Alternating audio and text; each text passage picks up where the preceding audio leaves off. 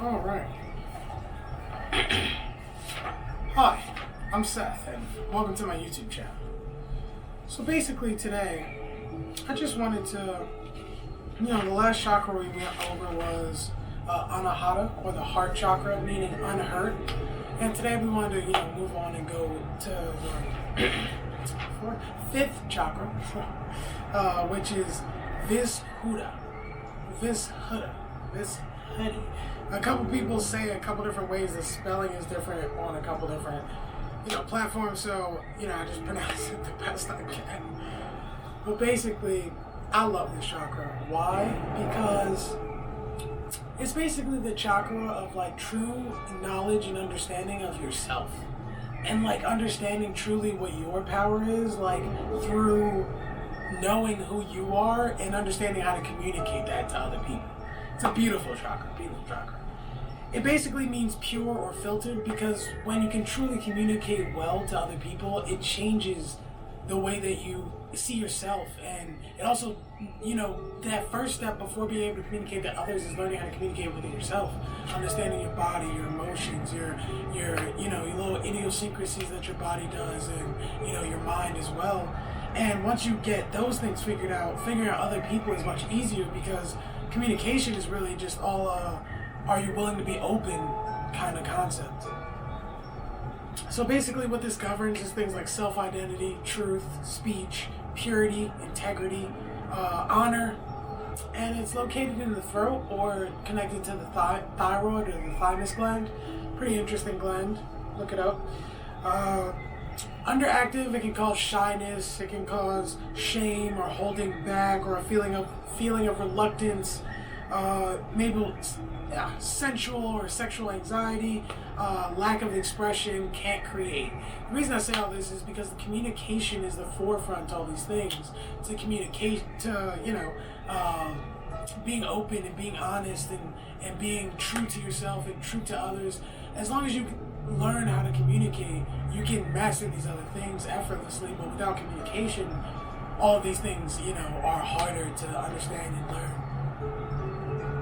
So an overactive, sometimes for a long time I think I had an overactive, like I understood too early maybe who I was, and then, at times I had an underactive one, of course, like there's cycles, but when I was younger I definitely had an overactive, throat chakra. I wanted to tell everybody who I was and what I cared about and, that kind of stuff. But basically it leads to, lack of self-control, especially with your mouth, but it can also lead to lack of self-control in your actions, it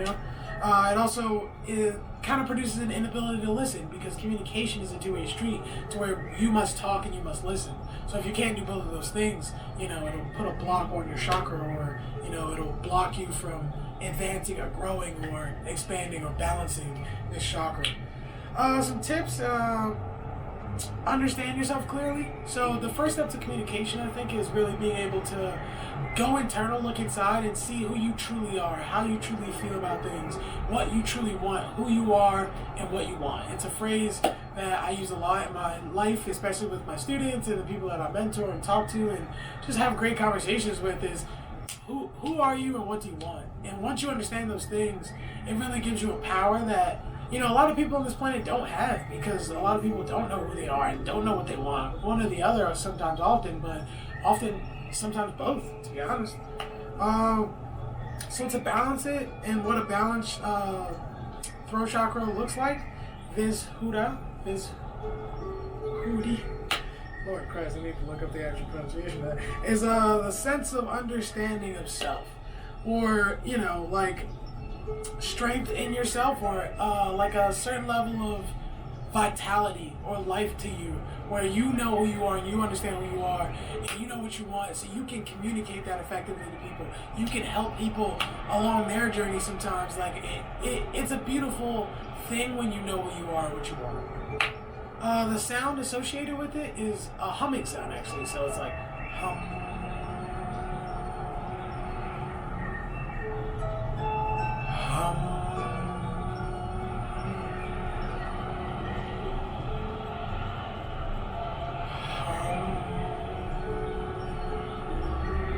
Very relaxing to the throat chakra. I'm sure you can feel that. But basically, some stones associated with it: sodalite, lapis, turquoise, azurite.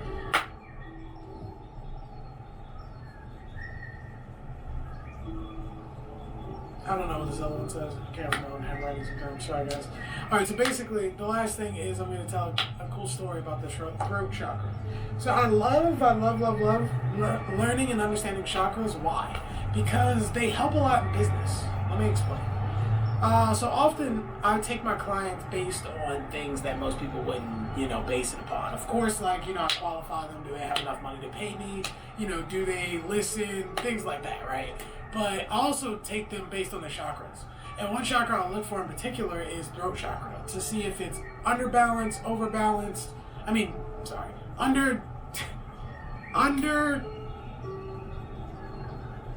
Why am I blanking on this? Underactive, overactive. Lord Christ, what was that? Alright, underactive or overactive.